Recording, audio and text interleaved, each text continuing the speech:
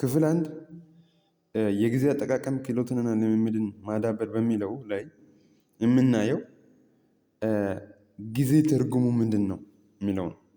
የጊዜ ጽንሰ ሀሳብ ትርጉሙ ምንድን ነው የሚለው ነው። ዘ ኮንሰፕት ኦፍ ታይም እንዴት በተለያዩ ዘመናት ሰዎች እንዴት ይመለከቱ ነበር። በታሪክ ዘመናት ሁሉ የጊዜ ጽንሰ ሀሳብ በተለያዩ ባህሎች፣ ግለሰቦች ዘንድ በተለያዩ መንገዶች ሲታይና ሲተረጎም ቆይቷል። በእኛም በኢትዮጵያም በውጭ ሀገራትም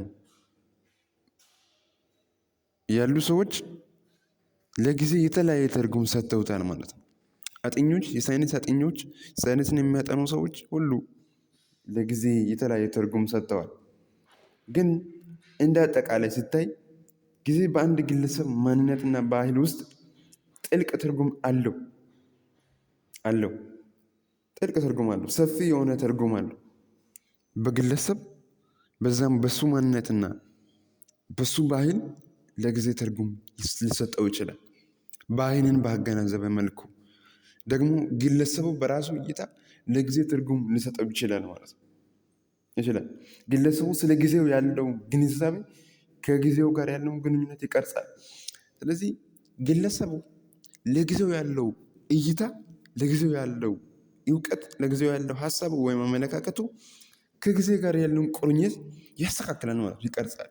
የጊዜን ትርጉም የተረዳ ሰው ጊዜውን እንዴት መጠቀም እንዳለበት ማሰብ ይችላል ወይም ማስተዋል ይችላል ማለት ነው። ስለዚህ የጊዜው እንደየግለሰቡ እንደየባህሉ ትርጉም ሲሰጠው ይሄ የእነሱን የወደፊት ሁኔታ ዓላማቸውን ባገናዘበ መልኩ ስለዚህ ይቀርጻል፣ የእርሱ ማንነት ይቀርጻል። ጊዜ ማለት ያለፈው የአሁኑና የወደፊቱ ክስተቶች እንዲሁም የእነሱ መኖርና በአንድነት ተቀናጅቶ የሚቀጥሉበት ማለቂያ የሌለው የነገሮች ሂደት ነው። ጊዜ የምንለው ፓስት፣ ፕሬዘንት እና ፊውቸር በሚሉ ወይም ያለፈ የአሁኑና የወደፊት ክስተቶች፣ ሁኔታዎች የእነሱ በአንድነት ተያይዘው የመኖር ተቀናጅተው የሚቀጥሉበት ማለቂያ የሌለው የነገሮች ሂደት ነው።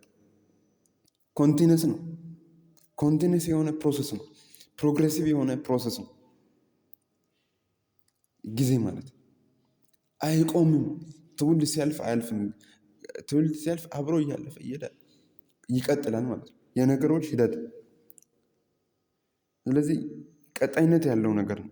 ታይምስ ኢንደፊኒት ኮንቲኒድ ፕሮሰስ ኦፍ ኤግዚስተንስ።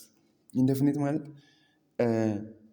የማይታወቅ ግልጽ ያልሆነ ነገር ግን ወይም ኢንፋይናይትሊ የሚቀጥል ማለት ነው። ኢንፋይናይት ነው ታይም፣ መጨረሻ የሌለው ነው ማለት ይቀጥላል ይላል ዲክሽነሪ። ኢቨንት ኢን ዘ ፓስት ፕሬዘንት ኤንድ ፊውቸር የጋርዳስ አሰዋል። እንደ አጠቃላይ ሲታይ የነገሮች የአሁኑ የወደፊት የሁሉም ኢንደፊኒት በሆነ መንገድ የሚሄዱበት የሚቀጥሉበት ማለት ነው። ጊዜ ማለት ደግሞ አንድ ድርጊት ወይም ሂደት ወይም ሁኔታ የሚከናወንበት ወይም የሚቀጥልበት ያንን ደግሞ ያንን ነገሮችን የሚከናወኑበትን ሁኔታ የሚሰፍር ወይም የሚለካ ማለት ነው። ስለዚህ የሚከናወንበት ወይም የሚቀጥልበት የሚሰፈር ወይም ሊለካ የሚችል የቆይታ መጠን ማለት ነው። ጊዜ ማለት ባለፈው በአሁኑ እና ወደፊት በሚመጣው ሁኔታ እና ክንውኖች ውስጥ ያለ እንደ አንድ ሙሉ የሚታይ ያልተገደበ ቀጣይነት ያለው ሂደት ነው።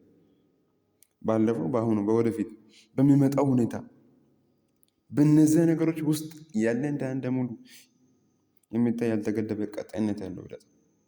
ኢትስ ኮንቲኒዩድ ፕሮሰስ፣ ኢንዴፊኒት ኮንቲኒዩድ ፕሮሰስ። እንደ አንድ ሙሉ የሚታይ ያልተገደበ ቀጣይነት ያለው ሁኔታ ነው። ስለዚህ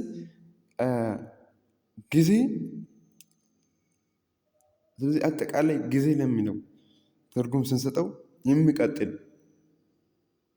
የሚቀጥል ግን መሰፈርና መቁጠር የምንችለው መለካት የምንችለው ቶታሊ ግን በቃ ጊዜን ሙሉ በሙሉ በቃ ከኛ ዘመን አልፈን መለካት ወይም የተመጠነ የተለካ ጊዜ ነው ማለት አይደለም፣ ግን መለካት እንችለዋለን። ለምሳሌ 1 ደቂቃ፣ 2 ደቂቃ፣ 1 ሰዓት፣ 3 ሰዓት፣ 24 ሰዓት እያለን የምንለካበት አይነት ነው። ስለዚህ ጊዜ በዛም ሊገለጽ ይችላል። ስለዚህ ጊዜ በጽንፈ ዓለም ውስጥ ካሉ ምስጢራዊና ጥልቅ ነገሮች አንዱ ነው። ሰው በሳይንሳዊ መልክ እንኳ ትርጉም ተሰጥቶታል ለጊዜ ማለት ነው። ጊዜ ምን ማለት እንደሆነ ተርጉሙ ማለት ነው። ስለዚህ እጅግ ምስጢራዊ ነው፣ ጥልቅ የሆነ ነገር ነው ብለውም ይላል ሰዎች። ምንም እንኳን በየዕለቱ በሰዓትና በደቂቃ ብንለካው የጊዜ ትርጉም ግን ከቁጥሮች በላይ የሰፋ ነው። የቁጥር ጉዳይ አይደለም ጊዜ። ምን ማለት ነው? ጊዜ የክስተቶች መከታተያ መስመር፣ ክስተቶች በቅደም ተከተል ተከታትለው የሚሄዱበት ሂደታዊ የሆነ ነው፣ ኮንቲኒየስ ፕሮሰስ። ሌላው ደግሞ ጊዜ የለውጥ መለኪያ ነው። ለውጥን ቼንጅን የምንለካበት ነው ይላል ሳይንስ ማለት ነው። የለውጥ መለኪያ የሰው ልጅ ህይወት የተገነባበት መሰረት ነው። ሰው ያለ ጊዜ ሰው መኖር አይችልም። ስለዚህ ጊዜ አለ፣ ወደፊት እናያለን። በተለያየ ጊዜ የተለያየ ትውልድ ኖሯል። የተለያየ ጀኔሬሽን፣ ኤክስ ጀኔሬሽን፣ ዋይ ጀኔሬሽን ይባላል። አሁን ከ90ዎቹ ጀምሮ እዛ አካባቢ የተወለዱ ሰዎች አሁን ጀኔሬሽን ኤክስ ይባላል። ምን ማለት ፈልጌ ነው? ለውጥ አሉ ማለት ነው። ይህንን ለውጥ የምንለካው በጊዜ ነው። ስለዚህ የሰው ልጅ ደግሞ ህይወቱ የተገነባው በጊዜ ውስጥ ነው። በጊዜ ውስጥ የተገነባ ነው። በጊዜ ውስጥ ጊዜውን ሁሉም ሰው ይቆጣጠረዋል ማለት ነው። ይቆጣጠረዋል። ለሁሉም ሰው በእኩል የተሰጠ ነው። ስለዚህ የቁጥር ጉዳይ አይደለም፣ የለውጥ መለኪያ ነው። ጊዜ ረቂቅ ኃይል። ይህ ጊዜ በሳይንሳዊ፣ በፍልስፍናዊ፣ በማህበራዊ እይታዎች ሲፈተሽ የራሱ የሆነ ጥልቅ ባህሪያት አለ። ስለዚህ ሳይንሳዊ በሆነ መንገድ፣ ፊሎሶፊካል በሆነ መንገድ ወይም ፍልስፍናዊ በሆነ መንገድ ሰዎች የራሳቸውን እይታ አስቀምጠዋል። ስለዚህ ዋና ዋና ነገሮችን ስናይ ጊዜን እንዴት ነው የሚያየው ሳይንስና ፍልስፍና? የማይቀለበስ ሂደት ወይም ኢሪቨርሰብል ሳክሴሽን፣ ወደኋላ የማይመለስ ነው። ሁሉም ካለፈው ወደ መጪው ይፈሳል። ለምሳሌ ወንዝን ከወሰዳችሁ የሚፈሰው ሳይቆም ነው ማለት ነው። ሁሉ ጊዜ ይፈሳል። ልክ እንደዚሁ ልክ እንደ ወንዝ የሚፈስ ነው። ካለፈ በኋላ የማናገኘው፣ ወደ ኋላ የማይመለስ፣ ተመልሶ የማይመለከት፣ ቀጥታ ሁሉ ጊዜ ወደፊት የሚሄድ ኮንቲኒድ ፕሮሰስ፣ የማይቀለበስም፣ አንቀለብስም፣ አንመልሰውም፣ ጊዜን አንመልሰውም ይላሉ ሳይንቲስቶች። ሌላ ደግሞ ምክንያትና ውጤት። ማንኛውም ነገር እንዲፈጠር ጊዜ ቀዳሚ መሰረት ነው፣ ምክንያት ነው ማለት ነው። ሳይንስ ነው የምንለው። ስለዚህ የነገሮች ወይም የክስተቶች ቅደም ተከተል፣ የነሱ መኖር፣ የነሱ መከታተያ መስመር፣ የለውጥ መለኪያ የሰው ልጅ የተገነባበት መሰረቱ ወይም ምክንያቱ ጊዜ ነው ይላል ሳይንሱ ማለት ነው። ስለዚህ የመጀመሪያው የማይቀለበስ ሂደት ነው። ሌላ ደግሞ ምክንያትና ውጤት ነው። ለሁሉም ምክንያት ነው፣ ሁሉንም የሚለካ ነው ይላል። ሌላው በማህበራዊ ወይም በስነ ልቦናዊ ህይወታችን ውስጥ ጊዜ ከሁሉም በላይ ውድ የሆነ ሀብት ነው። በእነዚያ በማህበራዊ ህይወት ስታይ ትርጉሙ ጊዜው እንደ ሀብት ነው የሚያየው ማለት ነው። ለምሳሌ ጊዜ ወርቅ ነው ይላል። ጊዜ ወርቅ ነው፣ ውድ ነው። ታይም ኢዝ ፕሪሸስ፣ ታይም ኢዝ ጎልድ ይባላል። እዚህ ጊዜ ውድ ነው፣ ሀብት ነው፣ ሀብት ነው። ሀብት ማለት አንድ ሰው የራሱ ያደረገው፣ አሁን ያደረገው ወይም የራሱ ያደረገው አለኝ የሚለው ያጠራቀመው፣ የተጠራቀመ ነገር ማለት ነው። ሀብት የተጠራቀመ፣ የተከማቸ፣ ለረጅም ዘመናት ተለፍቶ የተገኘ ነው ሀብት። ሀብት አንድ ሰው ባለው ሀብት ሊኩራራም ይችላል። ሀብት ስለዚህ ሀብት እንደዛ ሊታይ ይችላል። ለምሳሌ ወርቅ እንደ ሀብት ሊቆጠር ይችላል። ገንዘብ፣ ብር እንደ ሀብት ሊቆጠር ይችላል። ቤት እንደ ሀብት ሊቆጠር ይችላል። የራሴ ነው ይላል ማለት ነው ሰው። እዚህ ጊዜ እንደ ሀብት ነው። ይሄ ደግሞ ለሁሉም ሰው የተሰጠ ሀብት ነው። ስለዚህ ጊዜ ወርቅ ነው የሚባለው። ጊዜ አንዴ ካለፈ የማይመለስ በማንኛውም ምድራዊ ሀብት ሊተካ የማይችል ንብረት ነው። ጊዜው ሀብት ቢሆንም በሌላ ሀብት ሊተካ አይችልም፣ አይመለስም ካለፈ። ልዩነቱ ይሄ ነው። እዚህ ነው ያለው ልዩነቱ። እያንዳንዱ ሰው በቀን ውስጥ እኩል 24 ሰዓት ቢሰጠውም ሀብቱ 24 ሰዓት ነው። በእኩል የተሰጠ ነው። በሰዎች መካከል ያለው የስኬትና የእውቀት ልዩነት የሚመነጨው ግን በአግባቡ ከመጠቀም ወይም ካለመጠቀም ነው። ጊዜን ማባከን ህይወትን ማባከን ነው። ስለዚህ ልዩነት የሚመጣው ታይም ዩዘጅ ወይም ታይም ማኔጅመንት ላይ ልዩነት የሚመጣው። ጊዜን ማባከን ህይወትን ማባከን፣ ምክንያቱም ህይወት ራሱ ከጊዜ የተሰራ ስለሆነ። ስለዚህ ይሄ ጊዜን ስንቆጣጠር ወይም ስንጠቀመው እኛ ህይወታችንን በቃ በትክክል የተጠቀምን ነው፣ ለምንፈልገው ዓላማ እየኖርን ነው ማለት ነው። ስለዚህ ጊዜ የሚባክን ነው ማለት ነው። ካባክን ነው የሚባክን ነው። ጊዜን ካባከንን በትክክል ከተጠቀምን ደግሞ ህይወታችንን እያባከንን ነው። ለከንቱ ዓላማ ለማይጠቅም ነገር እያዋልን ነው ማለት ነው ጊዜን። ስለዚህ ጊዜ ሀብት ነው። ካባከን ነው ይባክናል። ጊዜ ወርቅ ነው። ወርቅ ውድ ነው አይደል? ስለዚህ ውድ እንደመሆኑ መጠን በየትኛውም ተራ ቦታ ላይ አይገኝም። በሁሉም ሰው ዘንድ አይደለም የሚገኝ። ስለዚህ የጊዜ ጥቅም፣ የጊዜ ፕሪሽስነስ ወይም ታይም ጎል የምንለው የሚታወቀው በትክክል በሚጠቀሙ ሰዎች ነው። ስለዚህ ጊዜ ማለት በአግባቡ ቁጥጥርን የሚፈልግ ነገር ነው። ምክንያቱም እንደ ለእያንዳንዱ ሰው የተሰጠ ስጦታ ስለሆነ፣ ሀብት ስለሆነ። ሌላው ደግሞ ጊዜ የሚለው ጽንሰ ሀሳብ ከጥንታዊ የግሪክ አንጻር ስታይ የተለያየ ትርጉም አላቸው ግሪኮች። ስለዚህ ግሪክ የምንለው ነገር ምክንያቱ ምንድን ነው? ግሪክ በቋንቋ ሀብታም ስለሆነች። ስለዚህ አንድ ቃል በቃ አንድ ነገር በተለያዩ ቃላት ሊገለጽ ይችላል በግሪኮች። ሁለት የተለያየ በጣም ጥልቅ የሆኑ ትርጉሞች ያላቸው ቃላትን እናገኛለን። የግሪክን ስንመለከት የግሪክ ሰዎች ጊዜን በሁለት መንገድ ይረዱት ነበር። በሁለት ቃላት ይረዳሉ። ስለዚህ የመጀመሪያው ምንድን ነው? ክሮኖስ ይባላል። የጊዜን መጠን ያመለክታል። ጊዜ የተመጠነ የተለካ ውስን እንደሆነ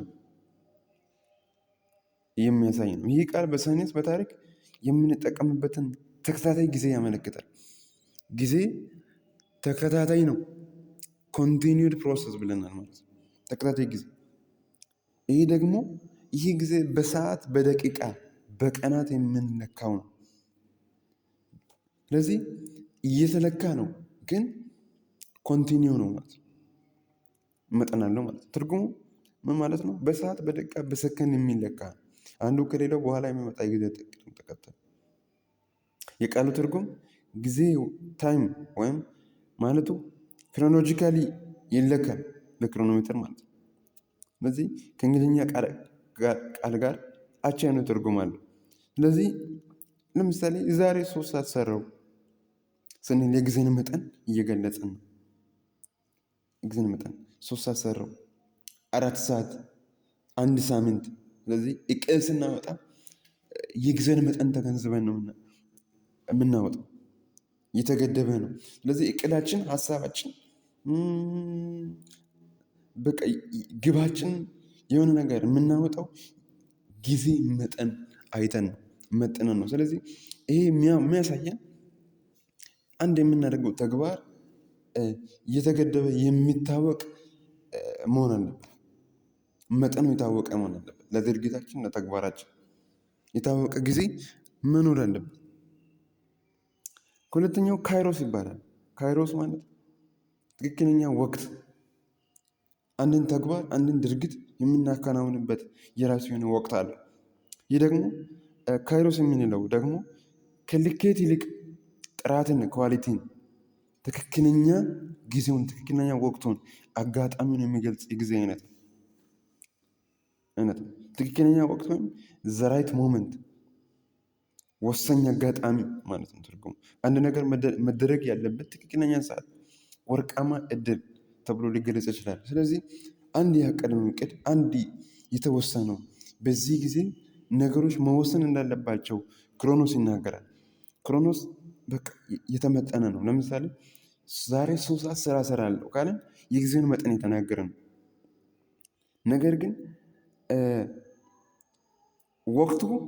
ወቅቱ ስንናገር ዘራይት ሞመንት አንድ ነገር ያ ነገር ዛሬ 3 ሰዓት የሚሰራው ስራ ያ ዘራይት ሞመንቱ ከሆነ ትክክለኛ ወቅቱ ከሆነ ሰዓት ከሆነ ምንድነው ይሄ? ካይሮስ ይባላል። ካይሮስ ይባላል። ልዩነቱ የኛው ርዝመቱን ይናገራል ክሮኖስ፣ ካይሮስ ግን ትርጉሙን ይናገራል። ትርጉም ወቅቱ ማለት ነው። ለምሳሌ ለለውጥ ትክክለኛ ጊዜ አሁን ነው ስንል የምንገልጸው ስለ ሰዓት ቆጠራ ሳይሆን ስለ አጋጣሚ ምችነት ስለሆነ ካይሮስን የተጠቀምን ነው ማለት ነው። ካይሮስን የተጠቀምን። ስለዚህ ካይሮስ ትክክለኛ ወቅትን ነው የሚያሳይ። ትክክለኛ ወቅትን የነገሮችን ቅደም ተከተል አይተን አንድ ነገር ወይም የያዝነው ዓላማ መደረግ ያለበትን ትክክለኛ ወቅትን ማወቅን ይጠይቃል። የሁለቱ ግንኙነት ከማየት በፊት ጊዜ ደግሞ የራሱ ትርጉም አለው። ከጊዜ የመጣ ነው። ገዘ ወይም ገዘዘ ከሚለው የመጣ ነው። ስለዚህ ይሄ ደግሞ የሚያሳየው መቁረጥን፣ መከፋፈልን፣ መለየትን፣ መወሰንን ማለት ነው። በጊዜ ጽንሰ ሀሳቡ ዋና ሀሳብ በጥንታዊ የኢትዮጵያ ፍልስፍና ጊዜ ማለት ከማያልቀው የዘላለም ፍሰት ተቆርጦ የተሰጠ የተወሰነ ክፍል ማለት ነው። ጊዜ ማለት ልክ አንድን ሙሉ ዳቦ ቆርሰን የምንመገበውን ያህል አምላክ ለሰው ልጅ የሰጠው የተወሰነ የህይወት ቆይታ ጊዜ ይባላል። ስለዚህ ጊዜ የተመጠነ ነው ማለት ነው። ስለዚህ ከግሪክ ከክሮኖስ ጋር አንድ ተመሳሳይ የሆነ ትርጉም አለ። የተወሰነ ነው። የተወሰነ የህይወት ቆይታ ነው። ከአምላክ ዘንድ ለሰው ልጅ የተሰጠ ነው። የተወሰነ ነው። የምንኖረው አጭር ጊዜ ነው ማለት ነው። የተወሰነ ነው የምንኖረው 80 70 90 ዓመት ሊሆን ይችላል፣ ግን የተወሰነ ነው። ስለዚህ የጊዜን መጠን ያሳያል። ኢትዮጵያው ከመጀመሪያው ከግሪክ ትርጉም ጋር አቻ የሆነ ትርጉም አለው። በአማርኛ ጊዜ ማለት የተቆረጠ የተገደበ የህይወት ክፍል ማለት ነው። ይህ ጊዜ ውድና የማይመለስ መሆኑን በተዘዋዋሪ ያሳየናል። የተገደበ ውድ ነው። አንድ ኃላፊነት ይሰጥ አንድ ንጉስ ለአንድ ሰው ኃላፊነት ቢሰጠው ከጊዜ በኋላ ይመለሳሉ ብሎ ቢሰጥ ያ ጊዜ የተገደበ ነው። ካልተጠቀመ ባክኗል ማለት ነው፣ አልፏል። ስለዚህ እነዚህ አንድ ላይ ስናይ ጊዜ ለሰው ልጅ የተሰጠ ትልቅ እድልና ኃላፊነት ነው። መጠኑን አይተን ትክክለኛ ጊዜውን ወቅቱን አይተን፣ ስለዚህ አጭር ጊዜ መሆኑን አይተን ቆይታ መሆኑን አይተን የምንኖረው ነው። ስለዚህ እድል፣ ምክንያቱም ሌሎችም ኖሮ ያለፉበት ወደፊት የሚመጡትም ኖሮ የሚያልፉበት እድል ነው። ኃላፊነትም ነው። እንጠየቃለን ማለት ነው። የሚጠይቀን አካልን በስራ ቦታ የሚጠይቀን አካላት፣ በዚህ ምድር ስንኖር ራሱ የሚጠይቀን አካላት ጊዜ ራሱ ይጠይቀናል በትክክል ካልተጠቀምነው። እርሱም ጊዜ መጨረሻው ወደ አንድ እውነት ያመራናል። እርሱ ጊዜ የህይወት መለኪያ መሆኑን ይለካል። አይተናል ማለት ነው። መጠን ነው፣ የተመጠነ ህይወታችን የተመጠነበት የተወሰነበት። ጊዜን በአግባቡ መረዳትና ዋጋ መስጠት ትርጉም ያለው ነው። ውጤታማ ህይወት ለመኖር ቁልፍ መሳሪያ ነው። ጊዜን በአግባቡ መረዳትና ዋጋ መስጠት። ስለዚህ ጊዜን ከመቁጠር ይልቅ የሚቆጠር ስራ በጊዜ ውስጥ መስራት የብልህነት መንገድ። የሚቆጠር ስራ፣ ትርጉም ያለው ስራ፣ ዓላማ የሆነ ከዓላማችን ጋር የተገናኘ ስራ መስራት ወሳኝ ነው ማለት ነው። ስለዚህ ጊዜን ከጊዜ አጠቃቀም ወይም ከታይም ማኔጅመንት አንጻር ሲታይ ጊዜ እንደ ጉልበትና ካፒታል ሁሉ እጅግ ውድ የሆነ ግብዓት ነው። ለአንድ ተቋም የሰራተኞቹ ወይም የቀን ሰራተኞቹ ጉልበት ለሱ ግብዓት ነው።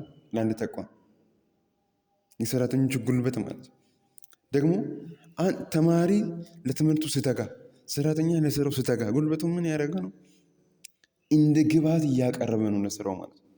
ሌላ ደግሞ አንድ ኢንቨስተር ወይም አንድ ኢንቨስት የሚያደርግ ሰው ካፒታሉን በዛ ኢንቨስትመንት ላይ ወይም በዛ በሚያደርገው አደርጋለሁ ብሎ በያዘው ፕሮጀክት ላይ ገንዘቡን ሲያፈስ ጉልበቱን ሲያፈስ እነዚህ ነገሮችን እንደ ግብዓት ተጠቅሞ ነው ማለት ነው። ስለዚህ ጊዜ ግብዓታችን ነው፣ ለኛ የተሰጠን ስጦታ ማለት ነው። ጊዜ የማይለወጥ የማይለጠጥ መጨመር መቀነስ የማንችለው ነው ማለት ነው ጊዜ። ስለዚህ እሱ እንደዚህ የማንቀያየረው መጨመር መቀነስ የማንችለው በመሆኑ በአካል አንድ ሰከንድ እንኳን መጨመር የማይቻል ልዩ ባህሪ አለ። አንቺን መጨመርም መቀነስም አንችልም። ይሄ ልዩ ባህሪው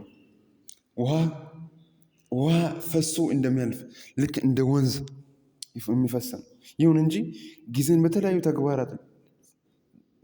ለተለያዩ ተግባራትና ስራዎች በመመደብ በተለያዩ መንገዶች ልንጠቀመውበት እንችላለን። ጊዜ የማይቆም ቢሆንም ሀብት ቢሆንም መገደብ የማንችለው እንደ ውሃ የሚፈስ ቢሆንም ነገር ግን የሚፈሰውም ከጊዜው ጋር አብሮ በመጓዝ ለተለያዩ ስራዎች፣ ለተለያዩ ዓላማችን፣ ለሀሳባችን፣ ለወደፊት እቅዳችን በተለያዩ መንገዶች ልንጠቀም እንችላለን። ስለዚህ የምንጠቀምባቸው መንገዶችም ይኖራሉ ማለት ነው። ስለዚህ መጠቀም የምንችለው ነው ማለት ነው ጊዜ የማይጨበጥ ነው፣ የማይጠራቀም ነው። እንደ ገንዘብ ሀብት ቢሆንም የማንጠራቀመው ነው። ሀብት እኮ ገንዘብ፣ ቤት ወደፊት ይጠቀማሉ ብለን ማጠራቀም እንችላለን። ግን ጊዜን ማጠራቀም አንችልም። በአግባቡ ካልተያዘ ሊባክን ይችላል። ስለዚህ ይህንን መገንዘብና በጥበብ መምራት እጅግ አስፈላጊ ነው። ጊዜ ሁልጊዜም እንደ ፈሳሽ ውሃ ያለ በተመሳሳይ ሰዓት የሚያልቅ የሚተካ ባለመሆኑ ተለዋዋጭ ባህሪ አለው። ይለዋወጣል። ተመሳሳይ ሆኖ ሳይሆን ልክ ዛሬ ሲያልፍ ነገ ይመጣል፣ ነገም ደግሞ ሲያልፍ የሚቀጥለው ጊዜ ይመጣል። ስለዚህ የጊዜን ኃላፊነት ተረድቶ የሚያቀርባቸውን እድሎችን በአግባቡ መጠቀም ወሳኝ ነው። ስለዚህ አንድ ሰው እንደተናገረው እድሎች ወደ አንተ ይዘረጋሉ፣ ቅርንጫፍ አላቸው።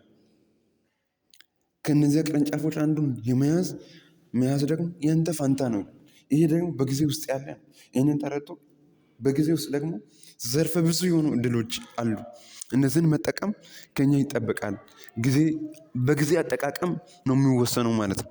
ስለዚህ ጊዜያችንን በአግባቡ ለመጠቀም የጊዜን ትርጉም መረዳት እጅግ ወሳኝና ቀዳሚ ነገር ነው ማለት ነው። ስለዚህ ጊዜን በአግባቡ ለመጠቀም የጊዜን ምንነት መረዳት የመጀመሪያና ቀዳሚ ተግባር በመሆኑ ስለዚህ አይተናል። ዛሬ ያየነው ጊዜ ትርጉም ምን እንደሆነ አይተናል።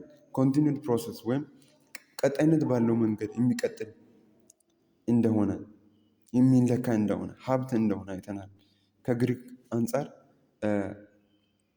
አይተናል። ከጊዜ አንጻር አይተናል። ጊዜ የተወሰነ የተመጠነ መለካት የሚችል እንደሆነ በሰዓት፣ በደቂቃ፣ በሳምንት፣ በዓመት፣ ሌላ ደግሞ ትክክለኛ ወቅትን እንደሚያመለክት አይተናል። ሌላ ደግሞ በጊዜም እንደዚህ አጭር ቆይታችን እንደሆነ አይተናል።